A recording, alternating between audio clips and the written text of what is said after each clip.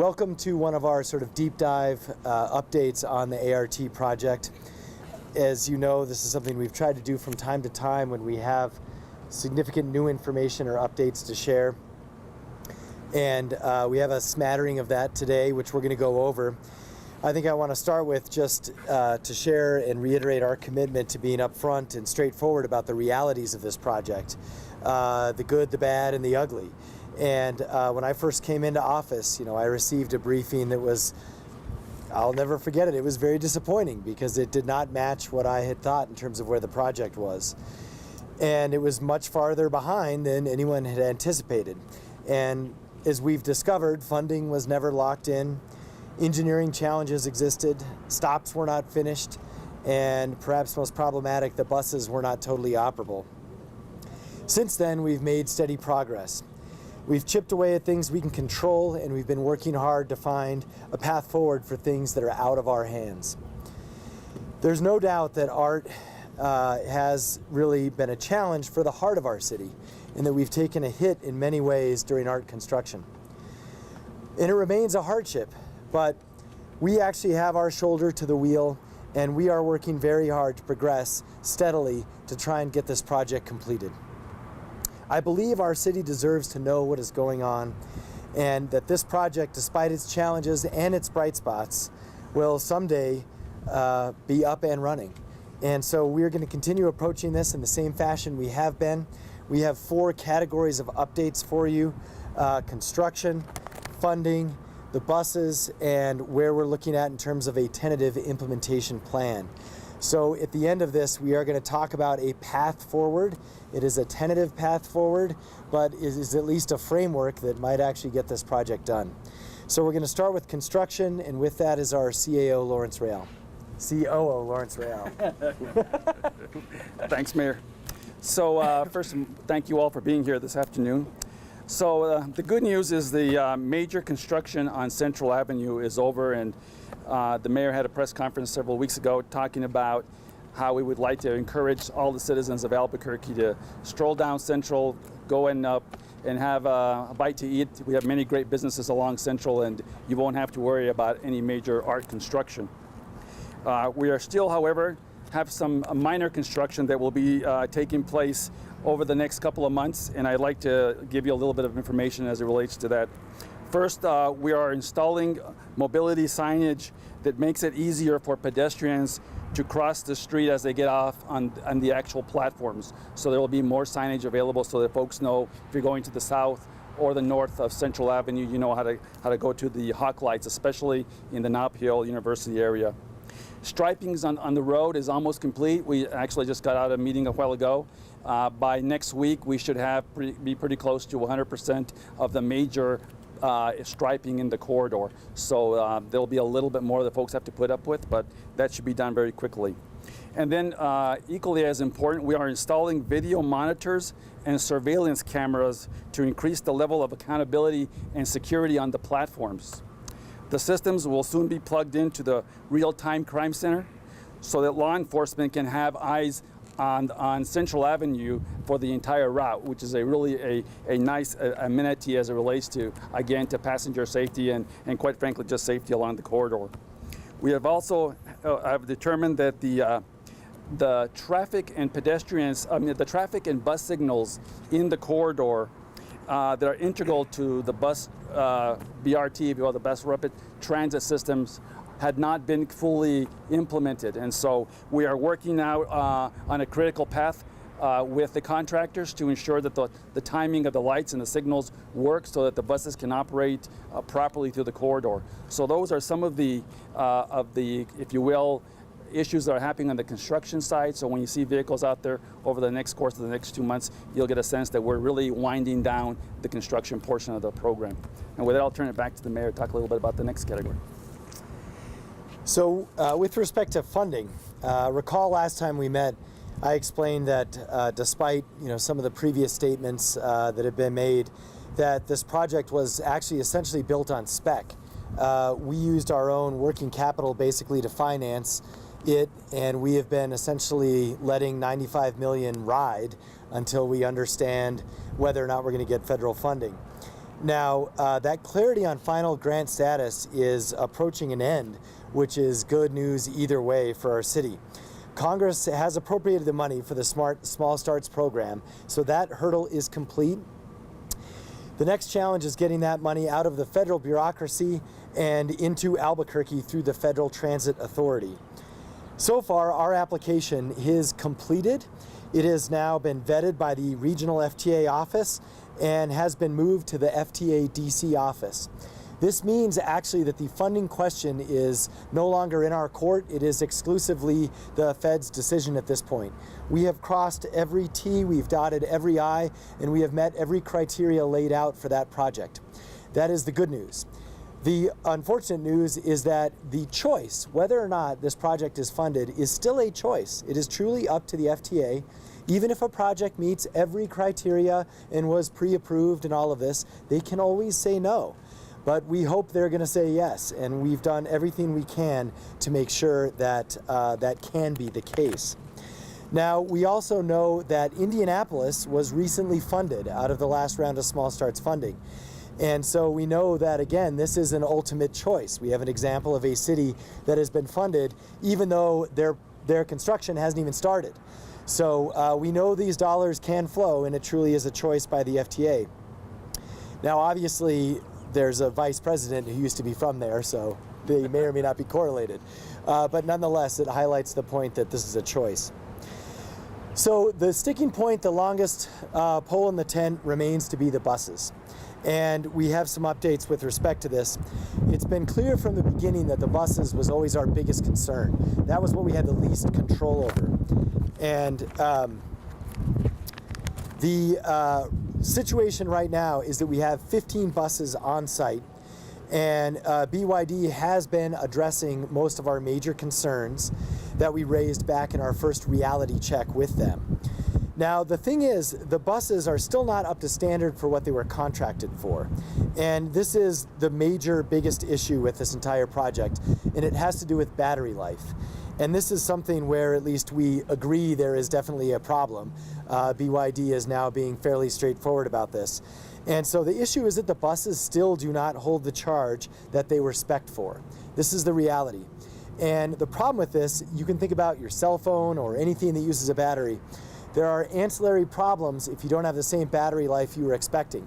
So for us, we had scoped out X amount of buses based on a 275-mile battery life per bus program. And that is how we backed into the number of buses we needed, the distance between the stops, and the whole route. That number now we're showing is around 180 miles per charge. So we have to compensate for that by either adding more charging stations or adding more buses, or both. And that's what we're working on right now.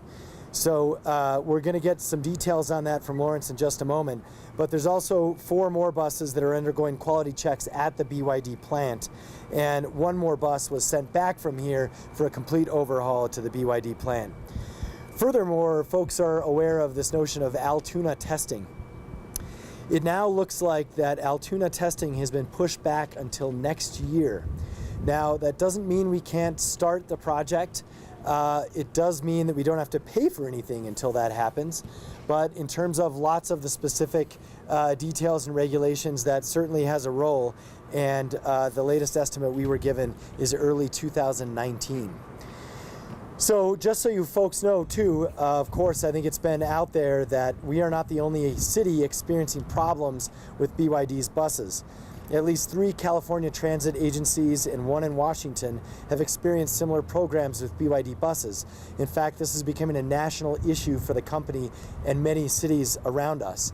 I'm actually going to the Conference of Mayors in a couple of weeks, and one of the topics I'm going to be discussing with other mayors is BYD buses and all of the rapid transit bus programs that are sort of in the queue that almost a dozen cities are working on. Now, given this, we face really 3 stark options going forward. And I can't really think of a better analogy than sort of a family relationship. So the first option we looked at is just dumping BYD. Let's just end it, start over, and do what we can. We looked thoroughly at this option, and there are several aspects to this. Unfortunately, that would likely endanger our federal funding. It would also mean that the city would be out of pocket probably $100 million before we even started, in addition to what we've already spent. Plus some sort of reset of Central would probably be around another $100 million.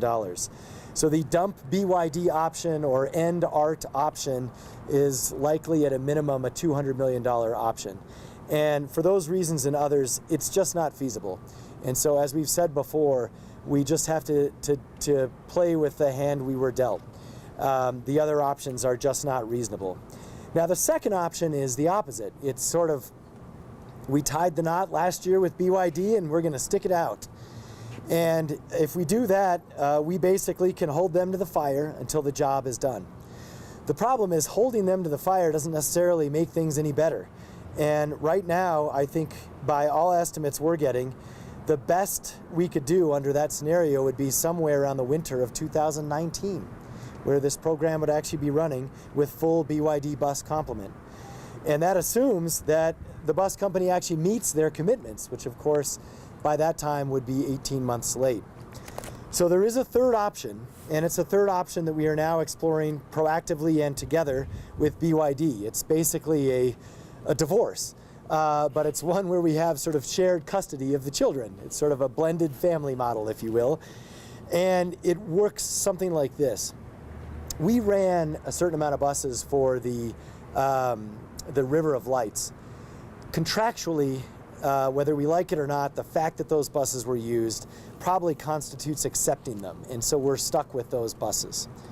And again, that's not something that is particularly helpful. It's just a contractual likelihood at this point.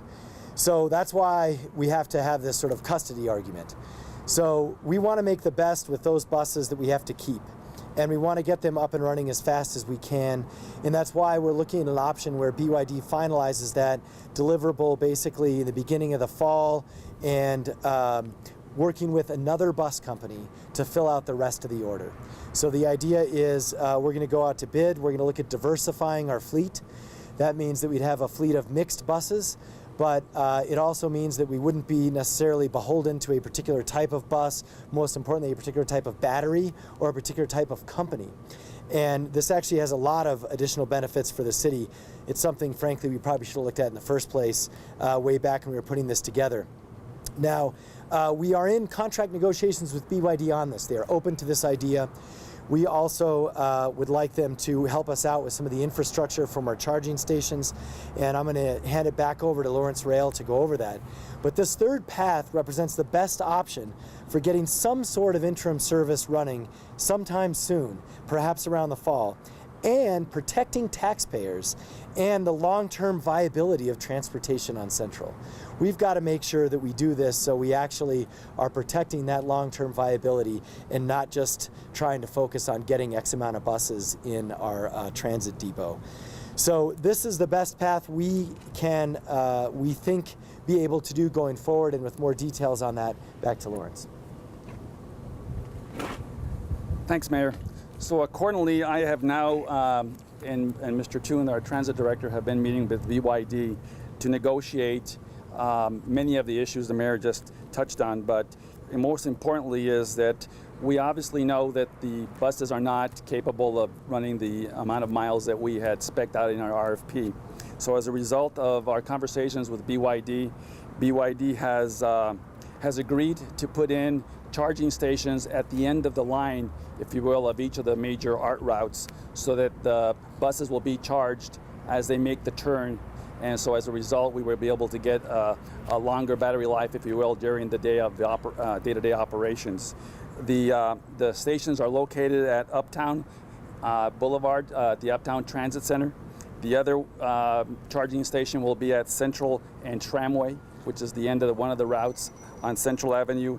And then we will have another charging station at Central and Unser. Again, this gives us the opportunity to charge them as we're working through them during the day. This is not an ideal situation, but we are doing everything we can to make sure that the buses are safe, reliable, and that we can continue to operate them in the most economic way as possible.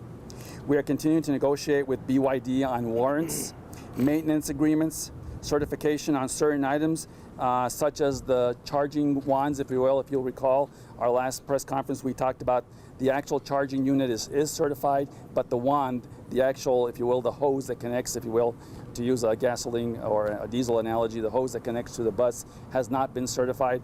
And so we are working with them to get a date on that issue. I think I would just end by saying this is not the position, I'm sure, quite frankly, that the past administration or even the current administration would like to be in. But we are moving forward and negotiating with BYD to ensure that, as the mayor said, that the city of Albuquerque, the taxpayers of Albuquerque, get their value for their dollar. But more importantly, I think it's important to know that the city of Albuquerque has not spent one dime on these buses and on the associated services until these buses meet the Altoona testing that the mayor described earlier in his conversation. That is part of the contract, and as a result, we have not spent any money on the buses as of this date. But we continue to negotiate with them, and we'll keep you posted. And so we're going to hand it over to Bernie Toon, no relation to Altoona testing. But before I do that, two quick things to clarify. Federal funding is not, the federal funding agreement is not tied to having all the buses running. I want to say this twice because I have seen this being portrayed and it's just factually incorrect. Federal funding agreement is not tied to having the entire system up and running. So I just want to make sure that folks are clear with respect to that. The second thing is, what we need as a community, we are going to do everything we can to put this arrangement together with BYD. And they have been acting in good faith, acknowledging these technological challenges that they admit are challenges. If they had easy answers, they would just give us better buses and better batteries. But we need them to sign an amended contract. And until they do that, we are going to keep the heat on BYD. So with our next steps, Bernie Toon. Thank you, Mayor, and thank you, Lawrence, both for your leadership on this. Hi, everybody. So now that you know where we are, let's talk a little bit about where we go from here. We're still operating right now on a month-by-month basis, so we can be as thorough as possible and be as flexible as we can in uncovering and addressing new issues about this project. In the coming months, our drivers are going to start going through a 12 to 14-week training program that will teach them to use the ART corridor and the bus platforms. That means you're going to begin to see more buses in the lanes come midsummer. And while buses are on those training routes, we'll be working on the timing of the lights so that we can be sure the traffic patterns are as efficient as possible. Our transit department will also be working on a full education campaign that will help Albuquerque drivers and pedestrians stay safe and learn how to use the new traffic lanes and the transportation platforms. And in commitment to One Albuquerque, we will continue to meet with the ADA community to ensure that the ART project works for them. It's going to be a long road, but I am confident we're taking the right steps to get this project off the ground. And as we move forward through this process together, we'll keep you all informed. Thanks. Good job. Okay, so I think we are here for your questions. Sir, could you tell us the number of buses that you're looking to keep from BYD or the number of buses that you're hoping to buy from someone else? Sure, so I'm going to let probably Lawrence field that, or Bernie, whichever one of you wants to go into the specifics. The one thing I do want to say on that is this is part of the negotiation with BYD because we're asking for some to either be free or be leased until they can fix the battery. So it's a little bit TBD. Thanks, Mayor. So the original contract the city signed some time ago was the city was going to purchase 18 ART buses, and the BYD was going to give 2 additional buses for a 1-year period. As a result of negotiations, etc., we're working on just the issues associated with the mechanical issues with the buses, etc., and we're working with BYD in negotiations, as the mayor said, in terms of the number of buses that we might be able to negotiate. They have already committed that they would add an additional 2 years to the total 2 loaner buses. that we were given. Originally it was 1 year, now they've agreed to extend that to 3 years. So we're making some progress on some of these issues, but it is very tedious because obviously we are traveling to California, or they're coming here, but more importantly, as the buses get fixed, we're looking to see whether or not they are actually meeting all the requirements. So it takes some time. As it relates to buses coming in to supplement the service, the city was going to already purchase additional buses because many of the buses that we already have are pretty close to the end of their life cycle, if you will. So buying additional buses that have the 5 doors like this bus does gives us more flexibility so that we can use other types of buses in the corridor, if you will. When I say other buses, I'm talking about other propulsion systems, whether it's CNG buses or clean diesel or maybe even a different brand of electric bus. Who knows? But the point is that we're going to go out for an RFP or a bid to look at buying additional buses. We're still working on the number, but we'll keep you posted. I'm sure the mayor, as we said, we'll have a press conference again at some point to give you more information. Those buses be the same spec as these, meaning that they have to meet the raised platform? Our goal is to have exactly the same bus so that way they're flexible. Remember, the only unusual corridor for us is Central, right? So if we get buses that work on Central, we can work them anywhere else in the city, but it's important that they fit the Central system. And I'll shut up after this one, last question. Do the buses have to be certified by Altoona in order for us to receive the federal money? That question is the federal government does require a Altoona testing certification before they release their percentage of funds for the purchase of the buses. Okay, so remember, we're talking about 2 different categories here. We're talking about the construction costs and the bus purchase. The good news about that is that the city of Albuquerque is not required to pay for any of the buses either until the Altoona test is completed. So both the city and FTA are on the same page as it relates to paying for the buses. So we don't have an exact number on those kids, right, that we already have? Oh yeah, so ironically we are negotiating that custody number. Yeah, you're absolutely right. We, as Lawrence mentioned, there's the buses, there's a backlog for these buses nationally with any company that you're going to buy them from. So even getting new buses, we essentially have to put it in order and get in line with all the other cities. But that can also be negotiated. And so there's actually several things kind of in that negotiation. Buses and timing from other companies, and then the number of buses that BYD can produce up to spec, and how many we're actually going to pay for. All that's on the table. Other questions? What was the delay in the Altoona testing? You said it can start now in winter of 2019? Yeah, so Lawrence can speak to that, I think, from a technical standpoint. The issue with Altoona, remember, these buses are allowed to be used, but they're not allowed to be sort of signed off on for receiving grants or for actually taking possession or for us having to pay until they get that testing. That's a durability testing. It is generally not a safety testing. That's why they were able to use the buses for the parade back in the winter. And so that testing is like literally they put 50 years worth of service on a bus in like a month. And the issue has been around this accordion, I forget, the articulation point has been the issue with Altoona. So, but if you want to add on to that. I think the only thing else I would add to it is that it's a durability test.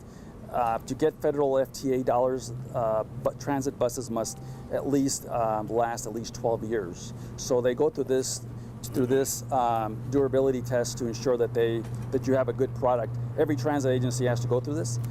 This bus went in, but it failed, and before it was actually completely failed, the company opted to pull it out, fix the issue, and now they're having a difficult time getting back into what they call the Altoona testing circuit, because there's many agencies that do the same thing obviously every day. And so that delay in getting it back into the testing mode is why the mayor referenced the next year's sort of timeline, because they haven't been able to get it back into the testing circuit. And do we know how many buses we could see up and running by this fall? TBD, yeah. Yeah, that really is a to be determined question, if you will. You will see, obviously, as Mr. Toon said, some buses in the corridor as we are training our drivers. so that the drivers, so you will see, it will determine probably 3 or 4 a day, maybe more, depending on how well we do. But until we resolve the other issues with the equipment itself and the capital issues the mayor talked about with the mechanical issues, you'll have to stay tuned and we'll get back with you on that. And then Lots of tunes. I know the FTA, the money, that's a choice if they choose to give it to us. How detrimental is that money, or how important is it that we get that? So anytime there's $95 million at stake, it is a huge deal for the city of Albuquerque. The only other side of that is that what is really at stake, this is one-time money. So this is capital money. It's not operating money. So as a result, we are able to build in some flexibility. So the price of that $95 million not coming, because recall, as we've stated before, the vendors who built the art system have already been paid for the most part. So like, not only did we owe money, we already paid for it. So that money is gone. So the question is, how would we replace it? We would have to take it from future capital projects. So it would come from stop signs, parks, all the road improvements, everything that the city buys, we'd have to take $95 million out of. Now we would do that in a thoughtful way over time, but it would be essentially, it would mean that basically we would have a huge drain on citywide infrastructure improvements until we paid ourselves back $95 million. So if we go with the third BYD divorce option, I know that you said it would stay with them, the final, all said and done, would be like winter 2019. Does that still apply to the BYD divorce option as well for fully operational? So in that option, in this kind of hybrid option, the best part of this is that we can start perhaps an interim service with the amount of buses that are working. Plus, we're able to solve some of these charging infrastructure problems by adding more charging stations at their cost. So that actually allows service to start sooner. That's one of the big benefits of that concept. And then we'd essentially backfill in the winter with buses from another company. And that also allows us to go on about running our city and building our transit line, and them to do whatever they're going to do. And we have to keep the ones that we used for River of Lights. Do you remember how many we used? That's the exact number. Actually used 4. We used 4 plus the 5 starter, right? Yeah. So we used 4, and then there's 1 bus which actually we've sent back and we agree all needs changes, but in terms of acceptance, it's 4 or 5 for sure. You'll recall though, earlier there was this cavalcade of buses that sort of came in and then we sent half of them back. That's why we've been sending them back, because the ones that were sitting here create some legal sticking points that we're negotiating through. I think there's legal arguments on both sides for up to 10 buses. Is there going to be a bidding process for these other bus providers? And if so, how is it going to be different than the one with BYD? Yes, and Lawrence? So the city has 2 options in terms of how we go about securing goods and services for the city. One is through an RFP, which basically means that companies respond to the specs and then we elaborate them a lot like, to some extent, how the first BYD buses were actually obtained. The other option is a bid process. The bid process is simply a process where we provide all the specs, all the information, and we'll get companies bid a straight up dollar amount for that particular, to meet that particular spec, and obviously we go with the best bid that makes most sense for the city. The real issue, the difference is really the propulsion system. This is an electric bus. This is our next bid is open to CNG buses and or clean diesel, so that way we have, again, as the mayor said, flexibility in the fleet. And so we know that CNG buses work in Albuquerque, and they work pretty well across the country. Many agencies, including ours, run on CNG buses. So we have CNG buses already here. We've got clean diesel buses. So it's a type of equipment that our maintenance folks and our drivers know and know well. So it's an opportunity for us to really be practical about how we move forward with this. Lawrence, have you issued the RFP or the bid yet? We are just in the process of wrapping that up. It should be out within the next couple of days. I would like to see us have a conversation with our legal folks on the bid piece, because the good news about the bid process, as I understand from our procurement department, is that we don't have to negotiate all the issues that we've had a challenge with BYD, because the bus company that bids on that gives you one price for the bus, and it includes everything all in one package. And so we're reviewing that now. Others? Yeah, Mayor, I'm always talking about the funding. You're talking about it's now $95 million that we're looking at? So in aggregate, there's a slice for the buses, there's the huge chunk is for construction, that's what the large part is, and that's why those two are separate issues. But in aggregate, I do believe it is $95 million in federal funds. But they're not all small start grants. There's several grants inside that. The big one, which is 75, is the small start grant. So does the city know exactly what projects, what capital projects were rated or borrowed from to actually pay the vendors to build this? Do we know that yet? So the way the city did it, and again, this happened in the past, is that it was not done on an account or line item basis. Because the city has, X amount of actual accounts, let's just say there's 20, right? But there's 20,000 line items for projects. They just took it out of a few accounts. They didn't specify to what projects it comes from. And so hopefully that is a question we are not going to have to answer. But obviously we will definitely have to answer that question if we don't get the federal funding. And just to clarify, I'm sorry, one last thing. You mentioned that we've now dotted all the I's and crossed all the T's on the application. Was that application not complete before? There were various changes. Remember, they were essentially, I like to equate it to being pre-approved for a credit card. So they were given this sort of letter of no prejudice, which means that basically everything that was submitted was in line with the criteria. But recall that said at your own risk. You may proceed with no prejudice at your own risk. What we've now done is fill out the actual applications and submitted everything to that. So I don't know if you want to add to that, but I think it was just a difference of the documentation. And recall, until the budget was passed, the federal budget, there was no urgency to actually fill all that out because there was no money to actually give it. So as soon as that budget passed, we said we are submitting that as soon as possible. Anything you want to clarify on that? I think the only thing I would add is that we have been meeting with the FTA every other week to go over all the details. Bernie and I just finished last week, along with the staff here at the department, filling out a 10-page questionnaire on more details about the project. But it's clear, as the mayor said, that now the project has been moved to the Washington, D.C. level. It is now at headquarters in D.C. And the questions they are asking us now are much more related to Washington, D.C. FTA operational questions, as opposed to Region 6, which is in Texas, where we were dealing with for the last 3 or 4 months. So that's where the issue is. Bernie, you want to add anything? So yeah, I would just say it's to Lawrence's point, it's an iterative process. So you don't just sort of do all your paperwork at the front end, submit it, and you're done. So once it gets to the region, they have lots of questions. There's a tremendous amount of back and forth across the net about details of the project. They pull the package together. They meet with us on the phone every other week, at least in my experience since I've been here. So they keep a very close tab and pulse everybody in their organization on what kinds of information they need to continue to evaluate the application and move it forward. Then, when it moves from the region to Washington, Washington has sort of a whole different set of questions.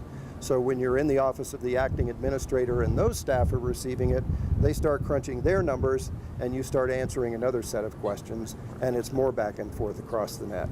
So it's a very long match. Yeah, that's good. And so as you can tell, one of the reasons why we're lucky to have Mr. Toon, he was Senator Bingham's chief of staff, as well as 5 other U.S. senators, and so is very familiar with this process and your question. We're glad he's part of the team. Okay, I think that sounds like it's pretty good for now. Thank you guys so much for coming, and we will keep you posted. Thank you.